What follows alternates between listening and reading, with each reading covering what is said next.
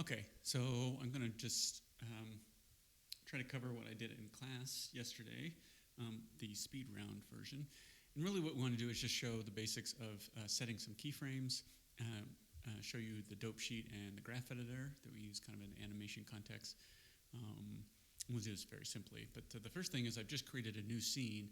When you create a default scene, Cinema loads up the attributes for the project because this is nothing selected. This is kind of the thing that came in selected. So some various things in here. The main thing, what we want to do is just change the frames per second.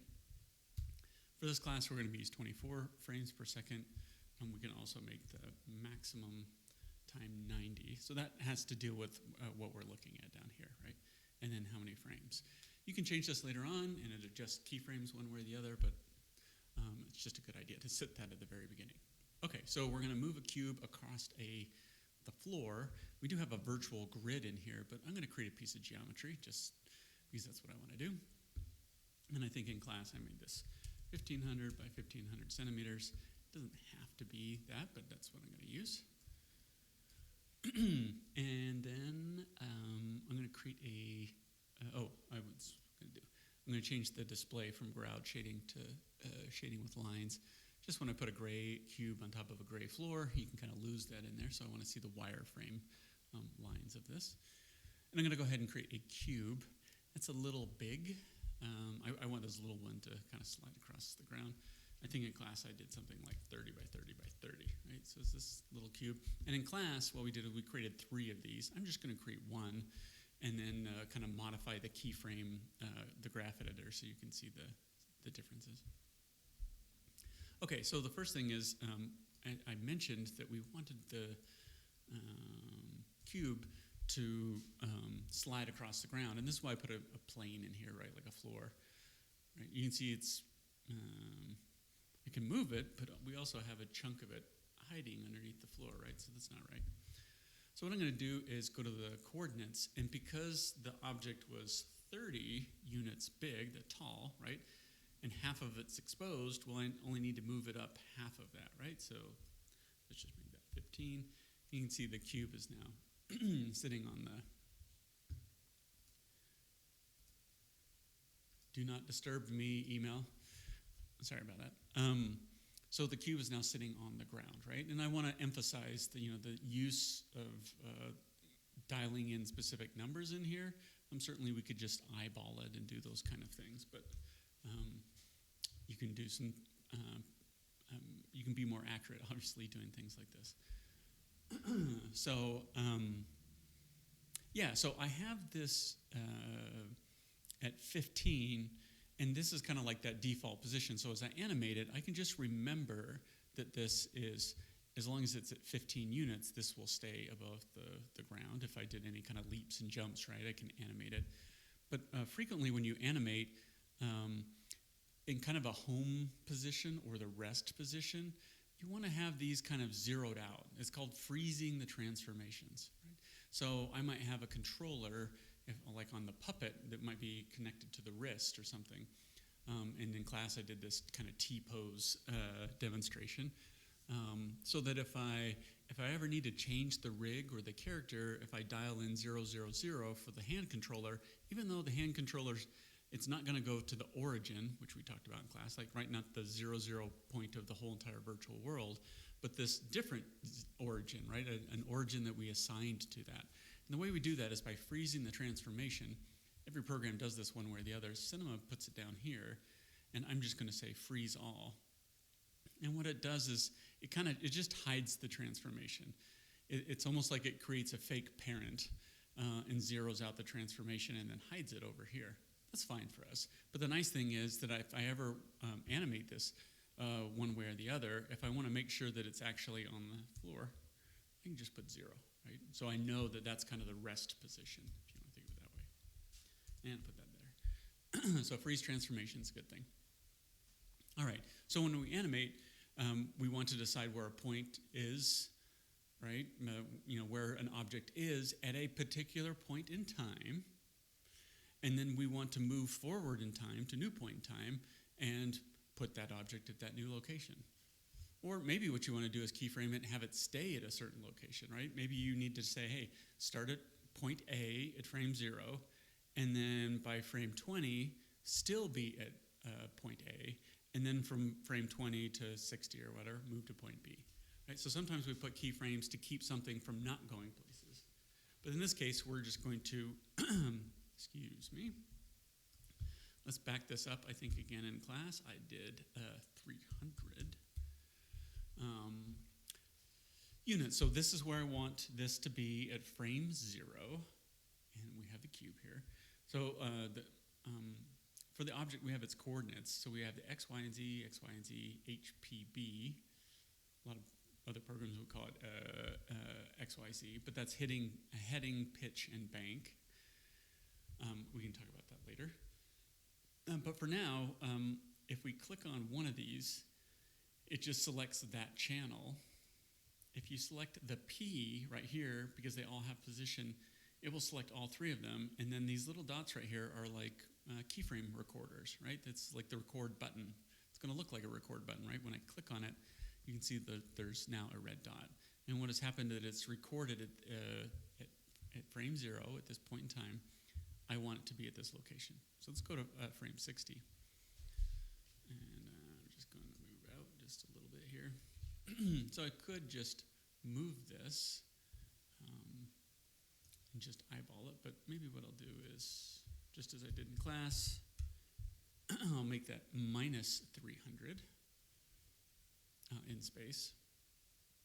And we are at frame 60, right? So I moved it here. The one thing to note now is that you can see these, instead of a red dot, we have a red circle, right? We don't have the dot in the center, it's gray. And then this one's yellow. So what this is saying is this channel has keyframe information in it, but there's no keyframe here at this point in time. And this being orange is saying, again, there's no keyframe at frame 60. This is a live channel, and it's orange because something has changed, right? We've given it a new value from the previous keyframe that I recorded. So if I move the time slider, it will just snap back to where it was because we didn't record it. And if we don't record it, then the computer's not going to listen to it, right? It's not going to obey what we thought we were going to do. We have to tell it what we are going to do. And to do that, we're just going to set a keyframe. And now you can see this, Cinema gives us this nice little line that shows the path, the motion path for this object, right? And if I press play, you can see that it animates. Let me move a little bit here. So something to keep in mind, you might notice this, we didn't talk that much about this in class, but the keys, it seems to be easing in and easing out, right? It's a little slow, and then it kind of slows down ever so slightly there at the end. You can see these little black dots here. These are actually the individual frames. Sorry, let me select the object again. These are the individual frames, and it's counting them. So if they're closer together, the object's moving slower. If they're further apart, it's moving faster, right? It covers more distance over that one frame time distance, if you want to think of it that way. So we have this animation, and in class, we had 3 different ones, and we went into the graph editor, thing we're going to show in a second, and move those around. So I'm not going to do that here, but I am going to change over to the dope sheet in the graph editor so you can see what this is like. So underneath the layouts, Cinema 4D has all these predefined ones based on common activities that we might do. Startup or standard, very similar, if not totally similar. But we're going to go to animate, and it's going to load. So we still have our 3D view here, right? I have my object manager. I have the attribute panel here. If I click on the cube, you can see just as I would see it, down below under that standard or startup view. But we now have, and we have the little time scrub right here. But we have this new stuff down here. It's actually tabbed, right? We have timeline, probably not going to worry about takes, layers, or something we haven't talked about yet. There's the materials tag that is usually down at the bottom, right? So this is still a pretty efficient layout. You can do a lot. Let's go back to the to the timeline. So lots of buttons. We won't talk about all of them. We'll talk about some.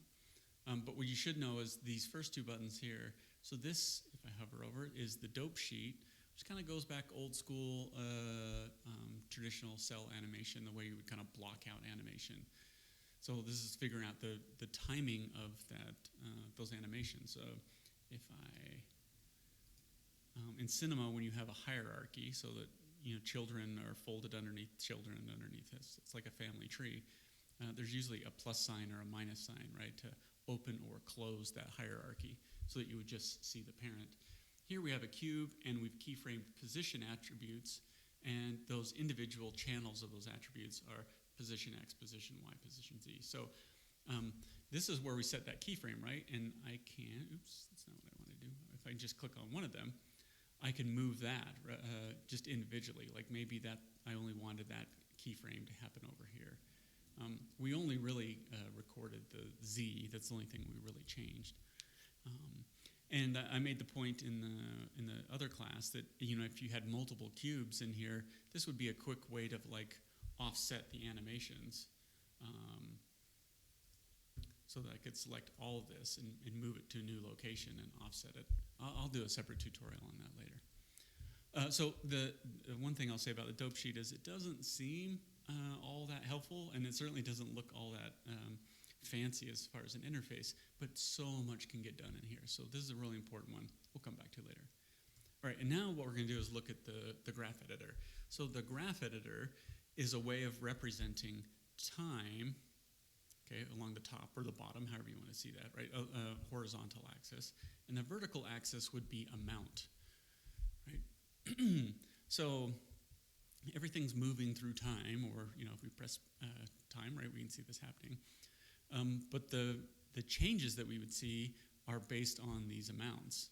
So if I unfold this again, I'll click on the Y, you can see that it is just flat, right? It's not doing anything. If I click on the X, you can see it's not doing anything. In fact, if I click on the cube, you actually, where did the X go? The X is lying underneath the Y. They're both going from 0 to 0. So they're not doing much.